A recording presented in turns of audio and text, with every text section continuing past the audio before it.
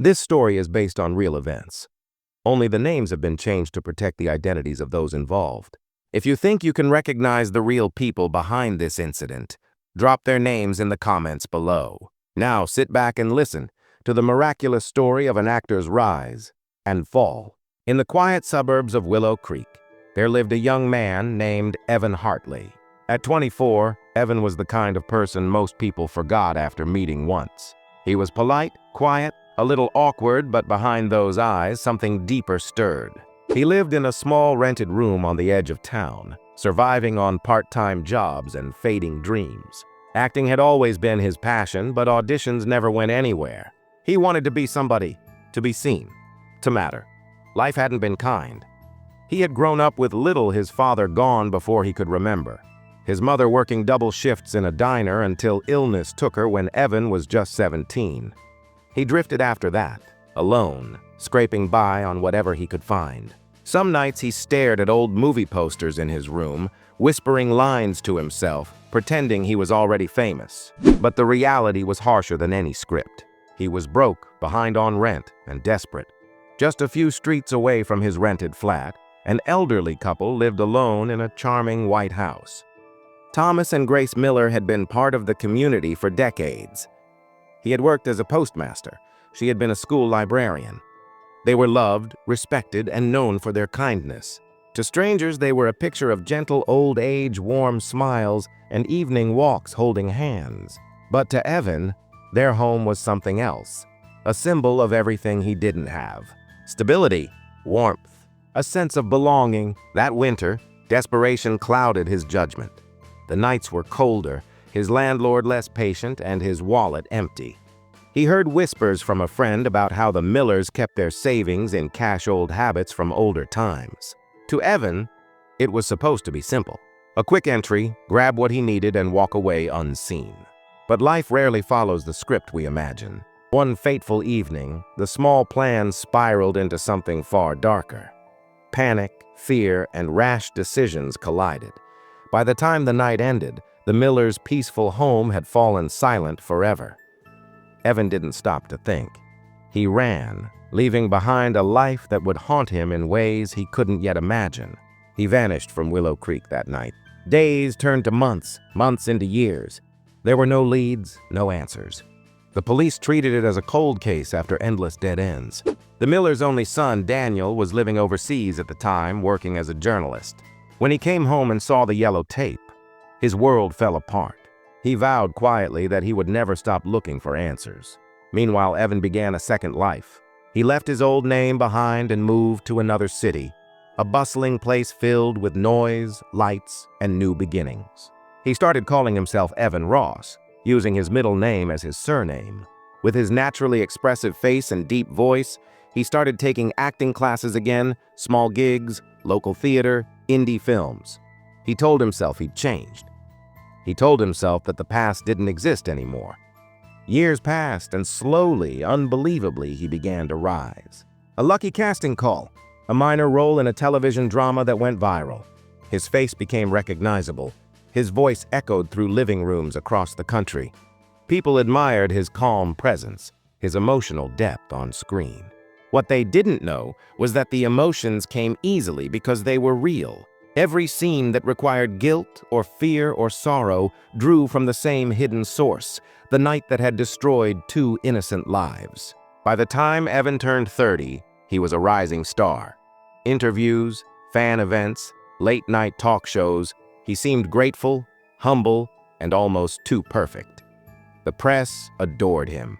He became the symbol of perseverance, the small-town boy who made it big. But behind every spotlight lies a shadow, and his was growing. Daniel Miller, the son of the elderly couple, had never fully recovered. The police had long closed the file, but he couldn't. He moved back into Willow Creek, living quietly in his parents' old home. He filled the silence with research, reading through every old newspaper clipping, every file he could access. 5 years had passed, but his memories were still fresh. The scent of his mother's perfume, the sound of his father's laugh. He'd walk past their old garden at dusk, remembering how his mother used to hum as she watered the plants. And he'd whisper, "I'll find out who did this, I promise." One night, while flipping through an old photo album, Daniel noticed something strange. A picture he didn't remember taking an old community theater event where his parents had volunteered years ago.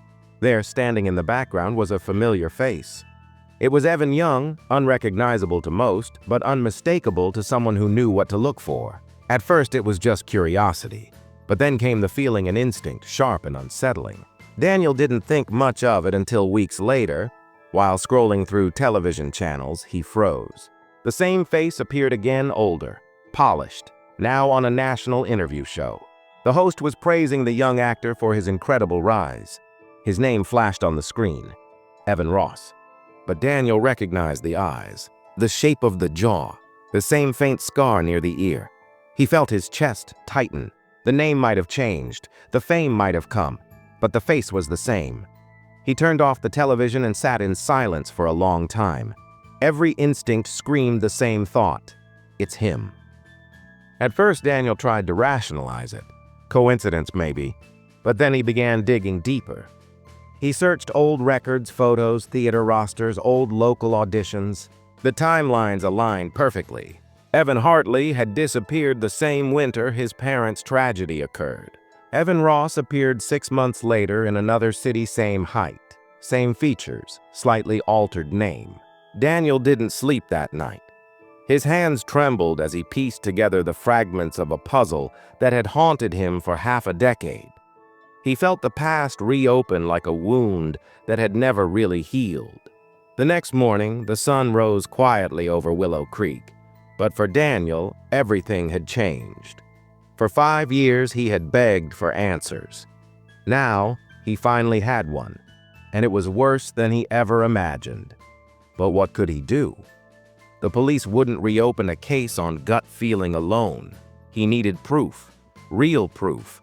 Something that tied Evan Ross to the young man who once lived across from the Miller's house. So he began his own investigation. He started small, visiting places from Evan's past, talking to people who might have known him back then. A few remembered Evan Hartley, though vaguely. One neighbor recalled a nervous young man who often borrowed tools and sometimes asked about odd jobs.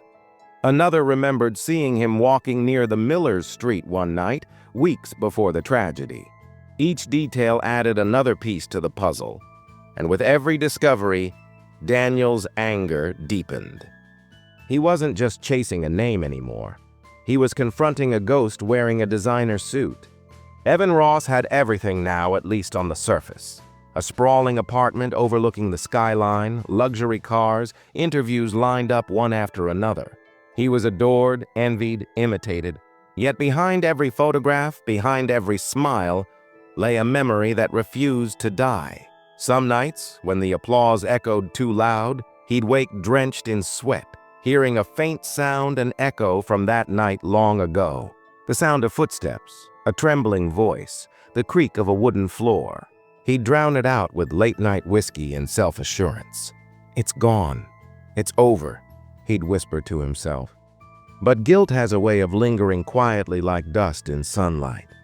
It doesn't disappear. It just waits for light to reveal it. His new assistant, Lauren, often noticed his strange moods.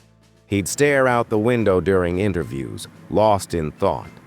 Once, during a photo shoot, he froze completely when someone mentioned Willow Creek in a casual conversation about scenic small towns. Lauren brushed it off at the time, thinking maybe it was exhaustion. Meanwhile, Daniel Miller's quiet investigation was turning into an obsession. He knew it couldn't be just instinct anymore. He needed something concrete. He found old online archives, small-town newspapers that mentioned the community theater event where both Evan and his parents had once volunteered. There, in black and white, were both names on the same volunteer list: Thomas and Grace Miller and Evan Hartley. Daniel printed it out, staring at the faded ink. "You were there," he whispered. "You knew them." He began watching every interview Evan Ross ever gave. In one old TV appearance, the host asked about his early years. "So, where did you grow up?"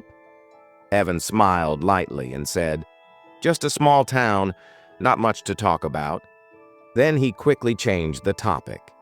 That hesitation was enough for Daniel. He wrote everything down: dates, names, timelines.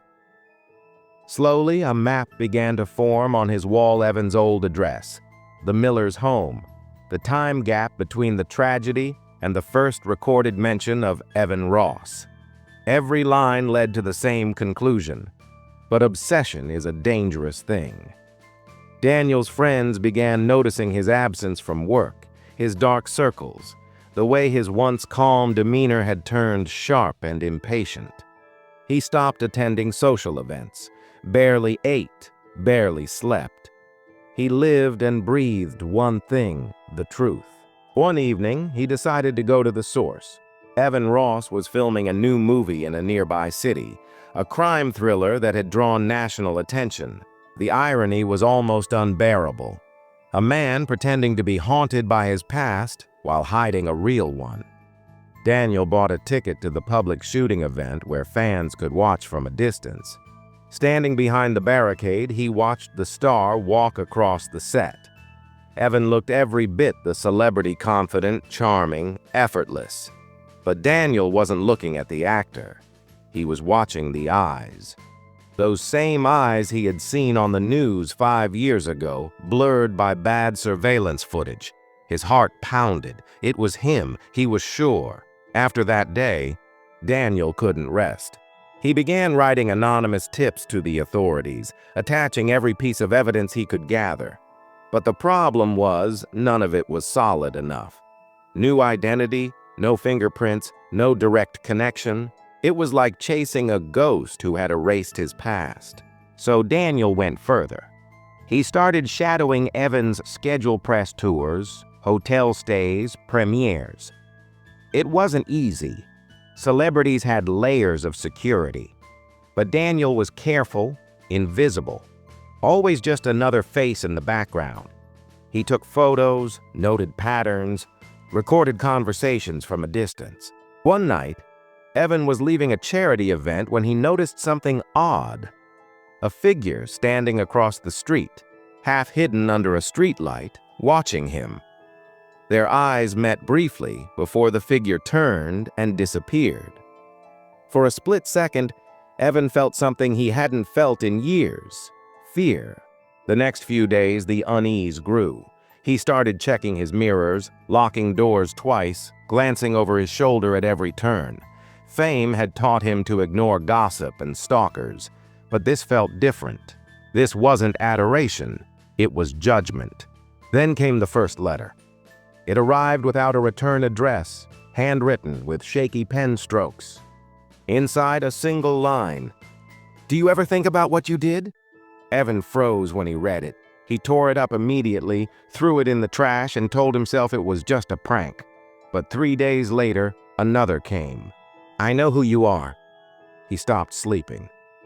His assistant found him pacing the living room at 3 a.m., muttering to himself.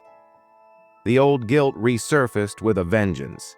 He tried calling his old acquaintances from Willow Creek, hoping maybe one of them had reached out, but most were gone or didn't remember him. Daniel watched from afar, satisfied that the letters were doing what years of silence couldn't: cracking the perfect mask. He mailed one every few days, never revealing his name, always just enough to stir the past. He didn't want just confession, he wanted collapse. Meanwhile, the media noticed Evan's sudden change. Reports surfaced about erratic behavior, on-set breakdowns, canceled interviews. Tabloids speculated about addiction, stress, or even health issues. But no one knew the truth. For Daniel, it wasn't enough. He wanted to hear it from Evan himself. So he did something bold. He pretended to be a freelance journalist, applying for a short interview with Evan Ross through a small magazine outlet. Using a fake name, fake credentials, and a carefully written letter, he managed to secure a 20-minute slot. When the day came, Daniel could barely breathe. He sat in the lobby of the luxury hotel where Evan was staying, holding a recorder in his pocket. When the door finally opened, he saw him up close for the first time. The same man who had unknowingly changed his life forever. Evan smiled politely, unaware of the storm standing in front of him. "Nice to meet you," he said. Daniel nodded, forcing a calm tone. "The pleasure's mine." They began the interview like any other, talking about movies, fame, and success. Evan was articulate, charming, almost rehearsed. But Daniel had studied him for months. He knew the cracks beneath that surface. Halfway through, Daniel leaned forward and asked softly, "Do you ever think about your life before all this? Before you became Evan Ross?" The air shifted. Evan's smile faltered just slightly. "Excuse me? I mean," Daniel continued, "the years before fame, the people you knew, the place you came from, you never talk about it much." Evan's eyes narrowed. For the first time, his professional mask slipped. "Some things are better left in the past," he said quietly. Daniel's voice trembled, but he pressed on. "Do you remember Willow Creek?" Silence, a long one. Evan stared at him, studying his face, his tone, his eyes. Something flickered in his expression, almost like recognition. "Who are you?" he asked, his voice lower now. Daniel leaned back slowly. "Someone who remembers the Millers." Evan froze. His breath caught, his eyes wide, hands gripping the edge of the table. The color drained from his face. "What did you just say?" Daniel didn't answer. He stood, turned off the recorder, and whispered, "I know." Then he walked out, leaving Evan sitting there, speechless. That night, Evan couldn't think straight. He replayed the conversation 100 times. Who was that man? How much did he know? The fear that had been buried for years finally surfaced, clawing its way back. The next morning, Evan tried to track down the interviewer, but the magazine claimed they had no record of anyone by that name. Panic set in. He realized this wasn't random. Someone was coming for him. Daniel, on the other hand, felt both powerful and terrified. He had confronted the man who took everything from him and survived. But his plan wasn't done yet. He needed closure. Proof wasn't enough anymore. He wanted justice, even if it meant crossing lines. Over the next weeks, Daniel's letters became darker. Each one described memories only the person responsible would remember. The old carpet in the Miller's living room, the grandfather clock by the stairs, the smell of jasmine in Grace Miller's garden. Evan's nightmares worsened. He stopped filming, stopped answering calls. His agent tried to intervene, but nothing helped. Then one night, Evan snapped. He drove back to Willow Creek for the first time in 5 years. He told no one, just packed a bag and left the city behind. He needed to see it for himself, to face whatever ghost was haunting him. The town hadn't changed much. The same narrow roads, the same park, the same silence. He parked near his old street and walked on foot. When he reached the White House, the Miller's house, he froze. It looked older now, paint chipped, garden overgrown. A single porch light glowed dimly. He didn't know Daniel was watching from the window. When Evan stepped onto the porch, Daniel opened the door. Their eyes met again, this time without masks, without lies. Evan's voice was barely a whisper. "It's you." Daniel nodded slowly. "You remember now, don't you?" Evan looked around the house as if seeing ghosts. "I didn't mean for it to happen. I swear I didn't." "Stop," Daniel said sharply. "You had 5 years to come forward. You didn't. You built a career over their graves." Evan stepped closer, tears forming in his eyes. "I'm sorry." Daniel stared at him, silent, unmoved. "Sorry doesn't bring them back." The silence that followed was heavier than words. Outside, the night wind rustled the trees. Inside, 2 men faced each other, one broken by guilt, the other by grief. And from that moment, both their fates were sealed. For a long moment, neither man moved. Evan stood at the doorway like someone returning to the scene of a dream, afraid to breathe too loud. Daniel kept his gaze steady, every nerve in his body trembling, but his voice never cracked. "You should go," Daniel finally said, but Evan didn't. He stepped across the threshold, his shoes creaking against the old wooden floor. Everything looked the same: the framed photographs, the worn sofa, the faint scent of lavender that Grace once loved.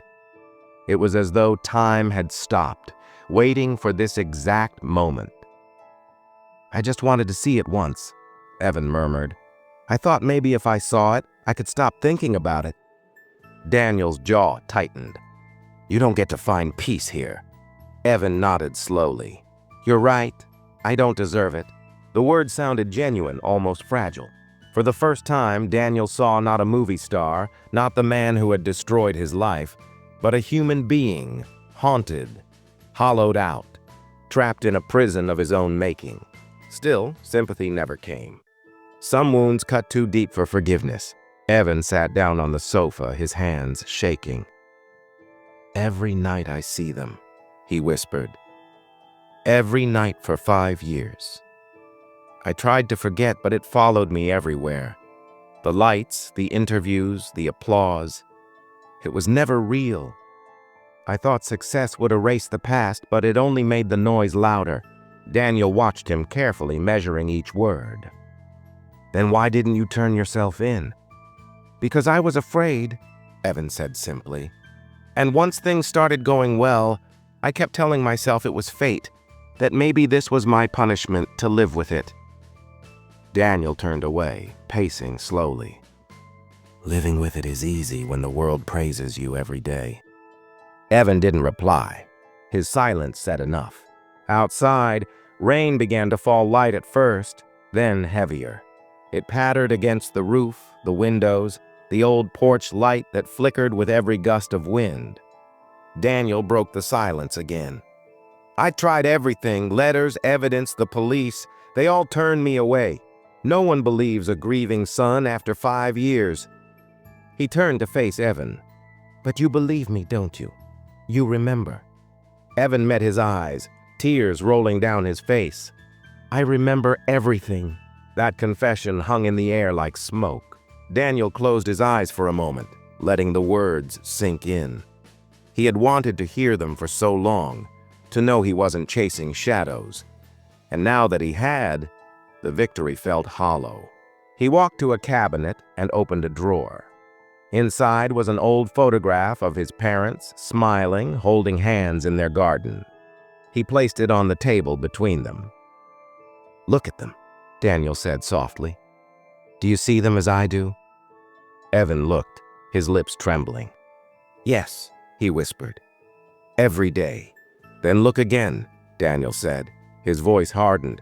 "Look until you remember what you took away." Evan's hands covered his face. He began to sob quietly, years of guilt finally breaking loose. Daniel felt something inside him twist. This wasn't the reaction he had imagined. He had pictured arrogance, denial, excuses. But what sat before him was a man completely undone. Still, the ache of loss didn't fade. He had lived 5 years without sleep, without closure. Words weren't enough. Later that night, the two men sat in silence, the room dimly lit by a single lamp. Rain drummed steadily on the roof. Evan finally spoke. "You can do whatever you want. Call the police. Tell the world. I won't fight anymore." Daniel looked at him, the calm expression almost eerie. "Do you think that's justice?" Evan didn't answer. Daniel stood and walked to the window, staring out at the streetlights blurred by rain. "Justice isn't a headline or a trial," he said. "It's the moment someone feels what I felt every day since that night." He turned back. "I lost everything. My parents, my peace, my life. I want you to feel that too." Evan rose slowly, unsure whether to speak. "You already have. Every day I've felt it." Daniel shook his head. "No, not yet." The words hung heavy, neither of them sure what they truly meant. The following weeks were a blur of tension. Evan remained in town, refusing to return to his city life. He said he wanted to make things right, though even he didn't know what that meant. Daniel watched him constantly, torn between hatred and fascination. Whispers spread quickly through Willow Creek, a famous actor seen wandering the streets alone, avoiding cameras, looking lost. Some thought it was method acting for a new role. Others knew it wasn't. Evan visited the local police station one afternoon, asking quietly whether an old case could be reopened if new evidence appeared. The officer on duty smiled politely, told him it depended, and handed him a form. Evan left without filling it. He couldn't bring himself to confess outright. He still wanted to believe he could fix things quietly, maybe through money or public charity. But Daniel wasn't waiting for paperwork. He began visiting the set of Evan's old life, speaking with fans, feeding small rumors into social media threads about Evan Ross's dark past. Anonymous posts, vague stories, nothing direct enough to be traced, but enough to plant suspicion. In a matter of days, entertainment blogs picked it up. "Evan Ross hiding something," read one headline. "Actor cancels projects amid mystery breakdown." The empire Evan had built started to crumble piece by piece. Sponsors backed away. Directors postponed projects. Online forums speculated wildly. Some called it a nervous breakdown. Others whispered of crimes, of secrets buried in small towns. And Daniel watched silently, night after night, from the same living room window where he'd once watched his parents laugh. But vengeance, once begun, doesn't stop easily. It grows. It consumes. Daniel started following Evan again, this time more openly. He'd appear outside cafes, stand near his car, sit across the street during his late-night walks. Evan tried to confront him once, yelling, "What do you want from me?" Daniel answered softly, "Everything you took." That answer stayed with Evan like a curse. He stopped leaving his hotel room. His agent quit. The media frenzy exploded when a photo surfaced of him looking pale, disoriented, clutching a bottle of water outside a clinic. For the public, it was just another celebrity downfall. For Daniel, it was the first breath of justice. "I wrote everything," he said. "Every detail. I'm sending it to the police in the morning. It's over." Daniel didn't move. "Why now?" Evan looked tired, older than his years. "Because I can't keep running. And because you deserve to hear it from me before anyone else does." He handed over the envelope. Inside were pages filled with handwriting, confession, timeline, everything. Daniel read silently, his hands trembling. He could almost hear his parents' voices again. The weight of 5 years lifted slightly, replaced by something deeper, an emptiness that revenge couldn't fill. Evan spoke again, quietly. "I don't expect forgiveness, but maybe this way we can both stop hurting." Daniel looked up, tears blurring his vision. "You think this ends it?" Evan nodded slowly. "It has to." For a moment, Daniel believed him. He wanted to. But as he stood there, the memories came rushing back, the empty house, the police tape, the endless nights. He stepped forward. "You took everything from me, Evan. Everything. And now you get to choose when it ends?" Evan opened his mouth to speak, but Daniel didn't let him. He moved closer, voice shaking but clear. "You don't get to decide when justice happens. Not anymore. What happened next would be remembered by the newspapers as a tragic confrontation. No one would ever know the full story, only that one man didn't leave the theater alive, and the other waited calmly for the sirens to arrive. When the police found Daniel sitting on the stage beside Evan's still body, he didn't resist. He handed them the envelope, the same one that held the confession. "Read it," he said quietly. "You'll understand." The trial that followed captured the nation's attention. A beloved actor gone, a grieving son turned avenger, a story too cinematic to be real. Yet it was. The court called it a crime of passion. The media called it irony. Daniel called it closure. He was sentenced to a long prison term. Reporters said he showed no emotion when the verdict was read, only calm acceptance. Some said they saw him smile faintly, as if finally unburdened. In the years that followed, the story became legend: two men bound by a single night, destroyed by the same secret. Documentaries dissected every detail, debating guilt, fate, and morality.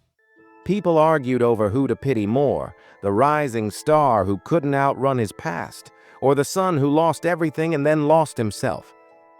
Inside prison, Daniel kept a small photo of his parents pinned above his bed.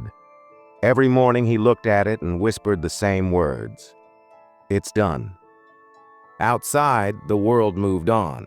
Evan Ross became a cautionary tale, his films re-released with somber tributes. Fans left flowers at the theater where his final scene had played out in real life. But in the quiet hours before dawn, when the guards walked the prison halls, they often heard Daniel humming softly. A tune no one recognized, something gentle and sad. Maybe it was the song his mother used to hum in the garden. Maybe it was his way of remembering who he had been before everything fell apart. As the years passed, the memory of Willow Creek faded from headlines. New stories took its place. Yet in that small town, the miller's old house still stood a little worn but peaceful again.